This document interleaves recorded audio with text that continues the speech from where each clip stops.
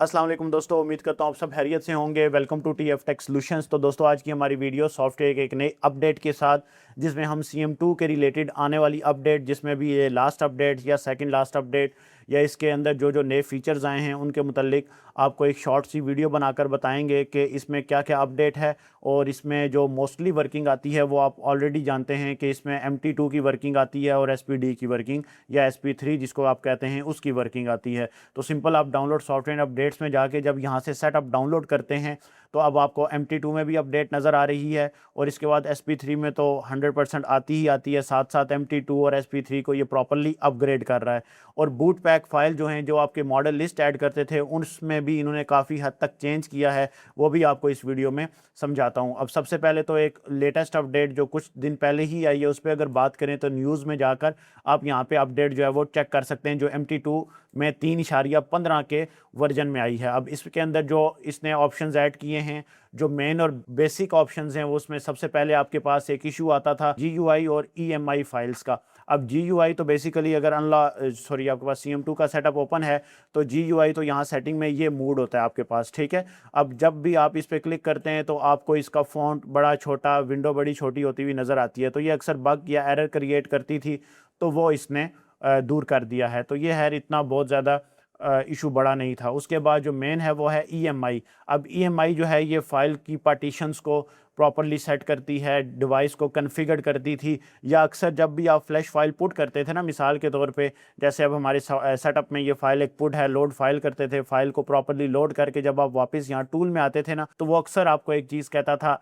EMI को select कर लो, EMI correct कर लो, या EMI रीड राइट करनी है या नहीं। तो इस सूरत में वो फिर आपको बड़ा मसला बनता था कि बार बार आप EMI के ऑप्शंस पे डिस्टर्ब होते थे। तो अब इसने वो ऑप्शन जो है वो प्रॉपरली हटा दिया है। अब यहाँ पे देखें, कनेक्ट में आए तो वो ऑटो EMI पे ऑटोमेटिकली सिलेक्टेड है। इसके बाद फिर इसने MI के बहुत सारे फ़ोन्स ऐड किए हैं और MI अकाउंट्स के रिलेटेड जो है वो वर्किंग इसने प्रॉपर की है। ये MI अकाउंट बेसिकली जो Xiaomi के फ़ोन्स हैं, इनके अंदर जो अकाउंट्स आते हैं ना, वो इसने बेसिकली उनकी वर्किंग को बेहतर बनाया है और MI के बहुत सारे मॉडल इसने ऐड किए हैं। कुछ माइनर बग्स जो हैं वो भी किए हैं और साथ ही साथ बहुत सारे मॉडल इसने जो ऐड किए हैं उसकी भी लिस्ट आपको दी हुई है।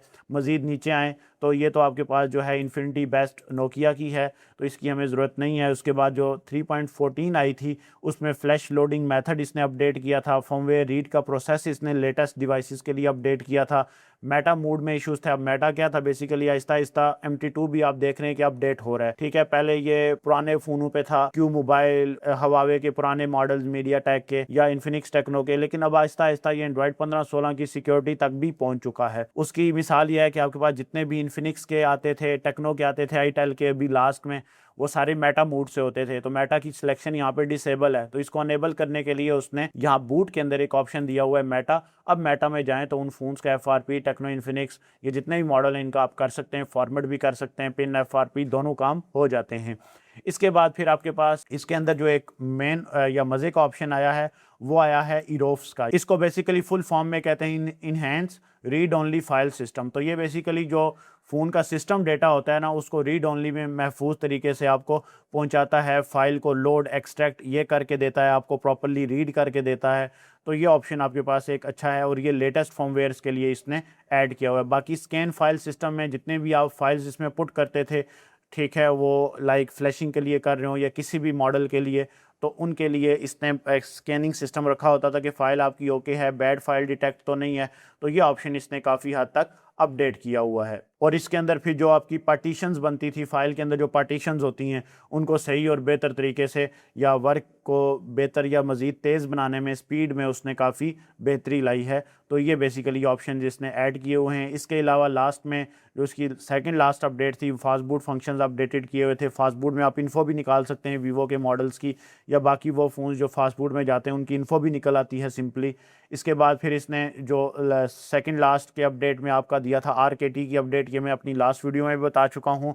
अच्छा, बूट पैक फाइल के हिसाब से जो इसने अपडेट दी है ना, वो मैं आपको जो समझाना चाह रहा हूँ वो ये है कि मिसाल के तौर पे आपके पास कोई भी फ़ोन आता था, अब उसकी बूट पैक फाइल आप क्या करते थे, बूट पैक फाइल के एक्सट्रैक्ट करते थे या डबल क्लिक करके ओपन करके उसको रन कर लेते थे।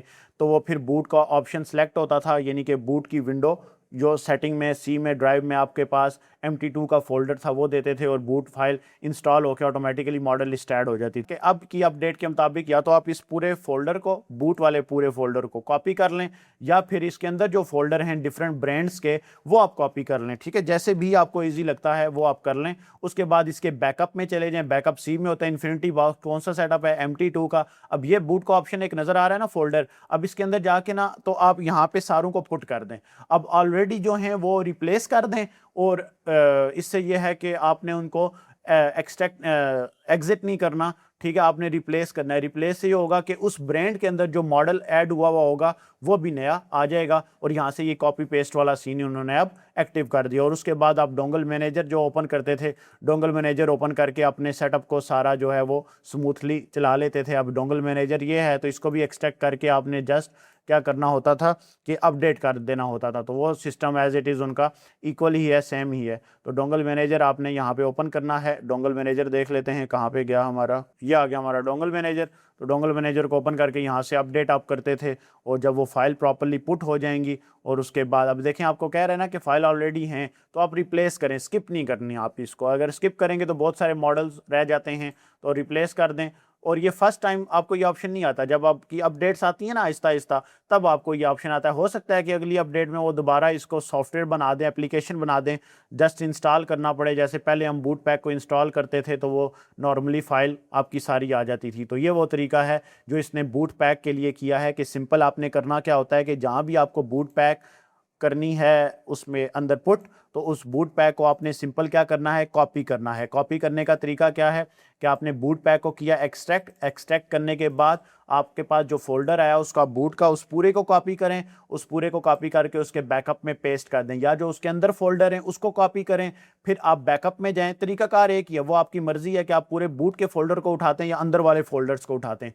अगर पूरे बूट वाले फोल्डर को उठाते हैं तो फिर आपको MT2 में आके यहीं पे पेस्ट करना है। अगर बूट के अंदर से फोल्डर सारे कॉपी किए हैं तो फिर इधर भी बूट के अंदर आके उनको पेस्ट करेंगे और बाकियों को रिप्लेस कर देंगे। इस तरीके से जो अपडेट है वो इसने दी हुई है बहुत सारे ऑपरेशंस के लिए, बहुत सारे कामों के लिए। और एंड पे आपने यहाँ से अपडेट कर देनी होती थी, और सेटअप आपने एक दफ़ा क्लोज करना है ताकि अपडेट जो है वो प्रॉपरली हो जाए। और जब अपडेट हो जाए उसके बाद आप इसकी वर्किंग जो है वो कर सकते हैं। अब जब अगर ये अपडेट ना हो तो इसका भी एक इशू होता है कि आपने जो डोंगल मैनेजर डाउनलोड किया हुआ है वो भी चेक करना है लेटेस्ट हो। बाज़ों का डोंगल मैनेजर पुराना हो ना, या आपकी डोंगल में पैकेज नहीं है, फिर तो चलता ही नहीं है ना ये सेटअप। तो ये चेक करके रखना है कि जो आपका है डोंगल मैनेजर वो आपका प्रॉपर वर्किंग में हो, और उसके हिसाब से आपकी जो वर्किंग है वो प्रॉपरली चल रही हो। तो उम्मीद है यहाँ तक अपडेट या ये चीज़ें आपको समझ आ चुकी होंगी। मज़ीद आहिस्ता आहिस्ता अपडेट आएगी। मेरी कोशिश होगी कि कोई ऐसा फ़ोन आए जिसके अंदर हम कोशिश करें कि वो UFI या EMC वाला जो काम मैंने आपको बताया कि हम उनकी मदद से कर सकते थे, अब CM2 में भी कर सकते हैं। तो मेमोरी हेल्थ को ठीक करने के लिए हमारे पास अगर कोई ऐसा फ़ोन आता है तो वो भी इंशाल्लाह कोशिश होगी प्रैक्टिकली आपको हर एक चीज़ समझाऊं, बताऊं, और उसमें आपको वर्किंग जो है वो प्रॉपरली करके दिखाऊं। तो उम्मीद है यहाँ तक आपको सारी चीज़ें प्रॉपरली समझ आ चुकी होंगी, और आपको ये वीडियो भी पसंद आई होगी। मिलते हैं इंशाल्लाह एक नई अपडेट के साथ, तब तक के लिए खुदा हाफिज़।